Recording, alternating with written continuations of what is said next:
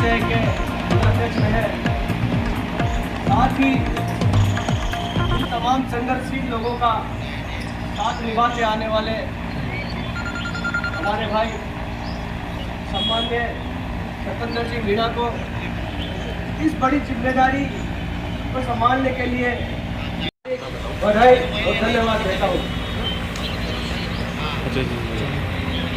आप सब जानते हैं कि राजस्थान प्रदेश कांग्रेस कमेटी ने सतेंद्र जी पर जो विश्वास जताया है और पूरे राजस्थान में अपनी पहचान रखने वाले भाई सतेंद्र जी को इस सचिव के पद से नवाजा है, ये एक बड़ी जिम्मेदारी है। और सतेंद्र जी ने पूर्व में ही उप जिला प्रमुख की जिम्मेदारी को बखूबी से निभाया था और उप जिला प्रमुख की पोस्ट क्या होती है ये भाई सतेंद्र ने बूंदी में बता दिया था कि हाँ, सिर्फ प्रमुख ही नहीं, उप जिला प्रमुख भी अगर दमदार है तो वह अपने हर बात को मनवा सकता है। इन्हीं तमाम बातों को ध्यान में रखते हुए राजस्थान के हमारे राष्ट्रीय आला कमान ने जिस तरीके से सतेंद्र जी को जो जिम्मेदारी दी है, ये जिम्मेदारी सिर्फ बूंदी की नहीं, पूरे राजस्थान के युवाओं की आवाज़ को बुलंद करने के लिए दी है। और मुझे पूरा विश्वास है कि भाई सतेंद्र जी राजस्थान के उन युवाओं की आवाज़ को प्रदेश के कोने में पहुंचाएंगे। राजस्थान प्रदेश की सरकार है जो लोगों के लिए समर्पित भाव से काम कर रही है, उन तमाम बातों को जनता के बीच पहुंचाएंगे। साथियों, जब हमें पता लगा कि हमारे भाई सतेंद्र जी को राजस्थान प्रदेश कांग्रेस कमेटी का सचिव बनाया गया है तो हमको दिल से बहुत खुशी हुई। उसका एक महत्वपूर्ण कारण मैं बताता हूँ आपको, तो मुझे खुशी हुई। मैं 2010 में जिला परिषद का चुनाव लड़ा था। उस समय भाई सतेंद्र जी ने मेरे चुनाव में जो मेहनत की थी, मैं सतेंद्र जी को विश्वास दिलाता हूँ कि हम हमेशा आपके साथ खड़े रहेंगे और हमेशा कंधे से कंधा मिलाकर आपका साथ देते रहेंगे। और आपने जहाँ बुलाकर सतेंद्र जी ने जिस तरीके से मान सम्मान दिया हमको, उसके लिए सतेंद्र जी का धन्यवाद, बहुत बहुत बधाई, धन्यवाद, जय हिंद। जी, गुरु जी, कन्हैया जी, मैं समझता हूँ सारी बातें चरमेल जी ने आपको बता दी, लेकिन ये जो सारी जो जिम्मेदारी है वो जिम्मेदारी आप ही समझ के चलना कि कांग्रेस प्रदेश सचिव मैं नहीं बनाऊं, आप सब लोग उस पद के लिए मेरे बराबर से भागीदार हो। और जब आप भागीदार बनोगे तभी हमारा जो वर्किंग है, इस उद्देश्य को लेकर हम आगे बढ़ रहे हैं। जहां हमें आगे पहुंचना है, जहाँ जो पुराने वक्ताओं ने बोला कि कहाँ पहुंचना है, कहाँ पहुंचाना है, तो दो विषय है कि किसको कहाँ पहुंचाना है, कहाँ हमें पहुंचना है। तो वो सारी चीजें आज से डिसाइड करें और टीम के रूप में जिस तरह आप लोगों ने पिछले 15-17 सालों में मेरा सहयोग दिया है, मैं ये कह रहा हूँ कि 4-5 महीने और सहयोग कर लो आप। बाकी चेयरमैन की हम देख लेंगे, बाकी काम हम निपटा देंगे सारा मामला।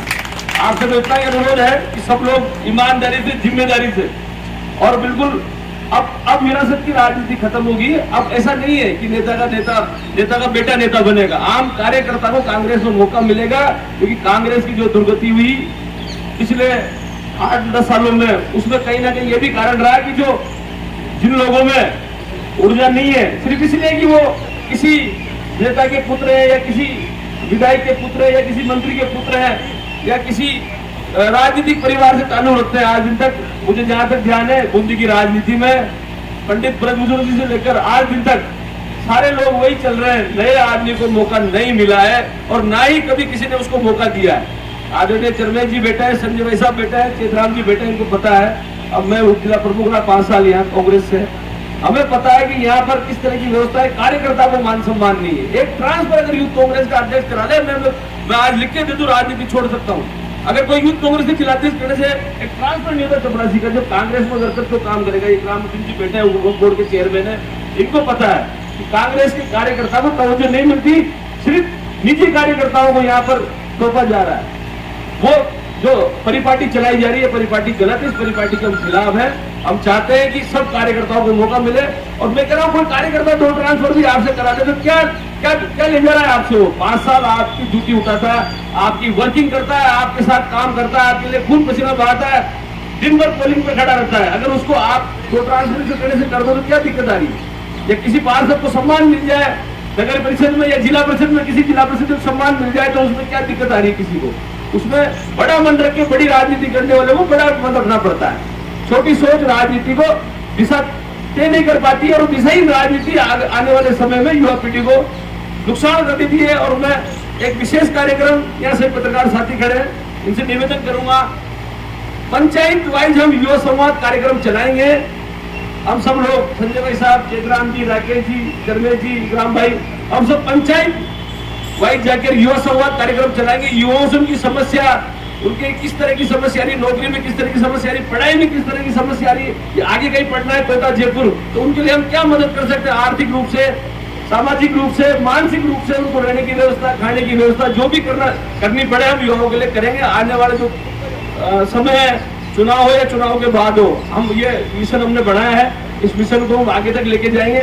उस मिशन में आप सब लोग यहाँ पर जो सभी साथी बैठे हैं, चाहे राम कुमार जी गुजर हो, किसान कांग्रेस अध्यक्ष दानमल जी, मीणा समाज के अध्यक्ष तालेडा के, ये भी बैठे हुए सब लोग सामाजिक लोग हैं। महिपाल जी मीणा बागड़ से सेंट्रल कोऑपरेटिव के पूर्व चेयरमैन रहे हैं, राजनीति का लंबा अनुभव है। आप लोगों से भी कहना चाहता हूँ, आप लोग भी ऐसे युवाओं को ढूंढे जिनकी जरूरतमंद है, जो पढ़ाई नहीं कर पा रहा है, किसी आर्थिक वजह से मान सम्मान रखा जाएगा। उनके मान सम्मान के लिए जो भी लड़ाई लड़नी पड़ी हम लड़ेंगे। हम सब लोग साथ एक संगठन है, एक परिवार है, इस परिवार को आगे बढ़ाए, उसके लिए बहुत बहुत धन्यवाद। जय हिंद, जय भारत, जय कांग्रेस।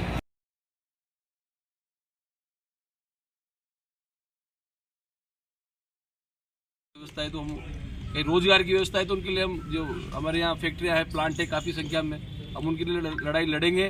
पहले भी लड़ते थे, आगे भी लड़ेंगे, लेकिन इस बार जब कांग्रेस की सरकार है, जब मैसेज इस तरह का कि कांग्रेस के वर्कर का भला हो, कांग्रेस के कार्यकर्ताओं के काम हो, तो उस मैसेज को हम आम जनता तक पहुँचाएंगे। युवा नेता और दबंग नेता के नाम से आपको जाना है, तो भगत सिंह के मूल्य पर भी जाना पड़ता है, तो उसमें कोई बुराई नहीं कि आप आपके कार्यकर्ता के लिए अगर कहीं किसी तरह की अपन कार्रवाई करते हैं, उस कार्रवाई को किस रूप में, कौन किस रूप में देखता है, लेकिन हमें देखते हैं कि हमारे कार्यकर्ता के लिए चाहे हमारा खून भेजा है, लेकिन हमारे कार्यकर्ता का काम होना चाहिए, ऐसे हमारी मानसिकता है। वर्तमान में जो नगर परिषद बहुत ही दुर्भाग्यपूर्ण है कि एक साधारण सा युवा हमारे जो निर्वाचित जनप्रतिनिधि हैं उनके खिलाफ झूठे मुकदमा दर्ज कराता, और इस तरह की दादागिरी, जो एक आम कर्मचारी है, ये एक छोटा कर्मचारी होता है, कोई बड़ा कर्मचारी नहीं होता है, लेकिन जिस तरह से यहाँ पर कांग्रेस के लोगों को डैमेज करने का, मैं समझता हूँ उसमें कांग्रेस और बीजेपी के कई सारे लोग मिले हो सकते हैं। जैसे कि चर्चाएं हैं कि काफ़ी लोग यहाँ पर उन चीज़ों को हवा दे रहे हैं।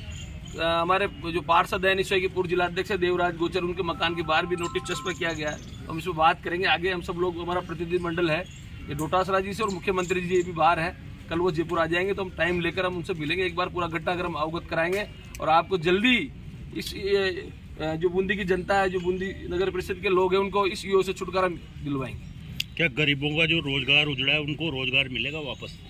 सब्जी मंडी का, सब्जी मंडी के रोजगार के लिए माननीय दारीवाल साहब ने कहा है कि इनको हम यहीं स्थापित करेंगे, इनको नहीं उजाड़ेंगे, लेकिन उसके बाद भी अगर कोई छेड़खानी करेगा तो हम सार्वजनिक रूप से, चाहे वो किसी भी पार्टी का पदाधिकारी हो, किसी भी पार्टी का चेयरमैन हो, सार्वजनिक रूप से हम गरीबों के साथ, मजदूरों के साथ और उन बस्ती वालों के साथ खड़े, सब्जी मंडी वालों के साथ खड़े।